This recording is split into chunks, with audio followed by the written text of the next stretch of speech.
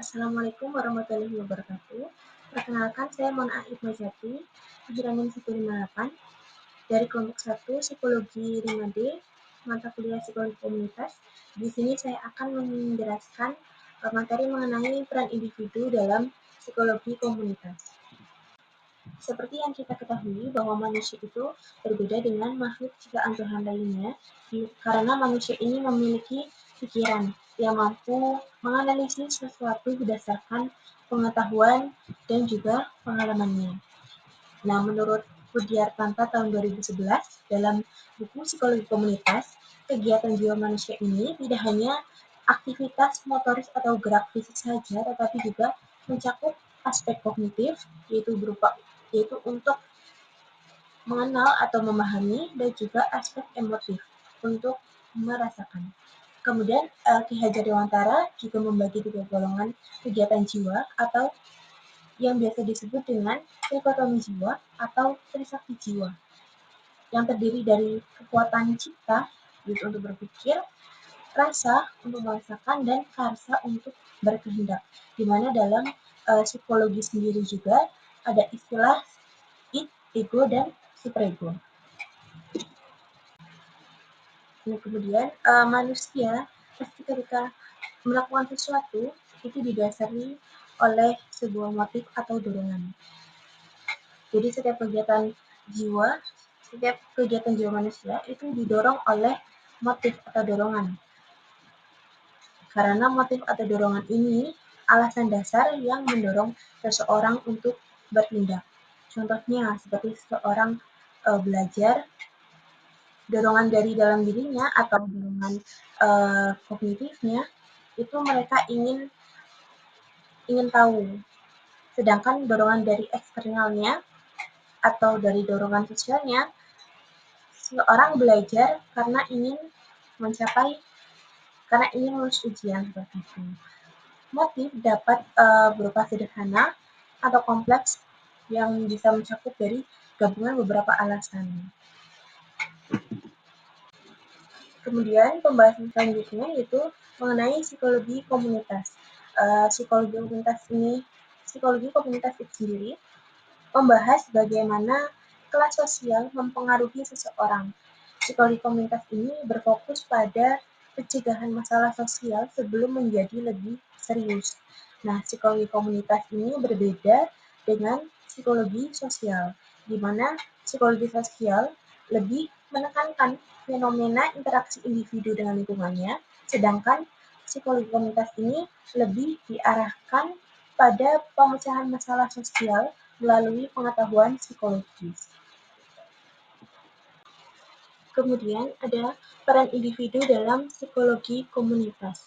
Psikologi komunitas sendiri melihat individu dari 4 poin utama. Yang pertama itu individu sebagai agen atau pelaku dalam komunitas. Jadi komunitas berfungsi sebagai arena munculnya tingkah laku, dan juga komunitas bisa mendukung atau menghambat perkembangan individu. Contohnya, menurut Elias dan Wendersman tahun 2007 mengatakan bahwa individu cerdas tidak akan berkembang bila berada di lingkungan yang tidak mendukung. Contohnya seorang anak yang tinggal di lingkungan yang kurang mementingkan pendidikan, sehingga anak ini kemungkinan akan memunculkan tingkah laku seperti suka bolos sekolah, ataupun tidak suka membaca, tidak suka belajar, ataupun dia tidak mengutamakan pendidikannya seperti itu. Yang kedua, individu sebagai bagian dari sistem sosial yang membentuk identitas, perilaku, dan kesejahteraan psikologisnya. Contohnya, seorang anak yang tinggal di keluarga religius. Hal itu akan membentuk identitas yang kuat kepada sang anak dengan nilai-nilai keagamaannya. Disitulah individu berperan sebagai bagian dari sistem sosial yang membentuk identitas. Kemudian yang ketiga ini, individu sebagai pembangun ketahanan.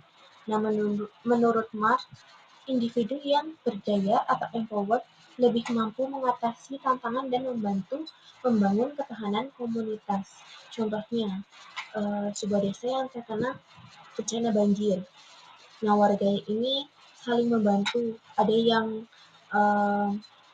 menyediakan tempat tinggal sementara, ada yang menggalang donasi, dan lain sebagainya. Nah, individu yang berdaya atau mampu akan membantu komunitas menjadi lebih kuat dalam menghadapi masalahnya. Kemudian yang keempat, individu sebagai subjek etis dan moral. Menurut Geoffrey Nelson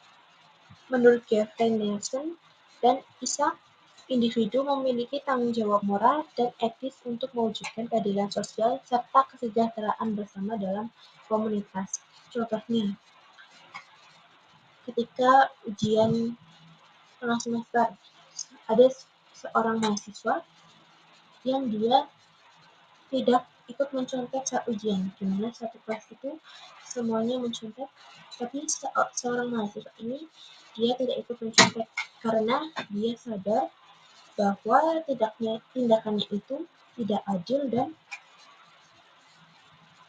merugikan dirinya sendiri dan orang lain juga, sehingga dia memilih tidak mencontek karena bertindak sesuai prinsip keadilan meskipun terlihat minoritas gitu. Sehingga mahasiswa ini berperan sebagai subjek etis dan moral. Yang terakhir, kesimpulan.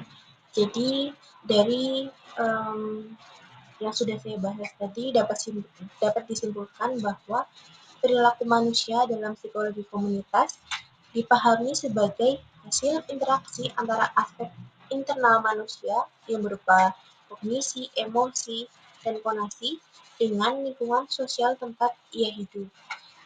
Motif atau dorongan itu menjadi pendorong utama setiap tindakan manusia, baik yang sederhana maupun yang kompleks. Kemudian psikologi komunitas ini menekankan pola pencegahan masalah sosial dan pemberdayaan individu agar mampu menjadi agen perubahan dalam komunitasnya. Individu dipandang bukan hanya sebagai penerima pengaruh lingkungan saja, tetapi juga sebagai agen perubahan, sebagai bagian dari sistem sosial, sebagai pembangun ketahanan, dan juga sebagai subjek etis dan moral. Sekian presentasi dari saya. Kurang dan lebihnya mohon maaf. Wassalamualaikum warahmatullahi wabarakatuh.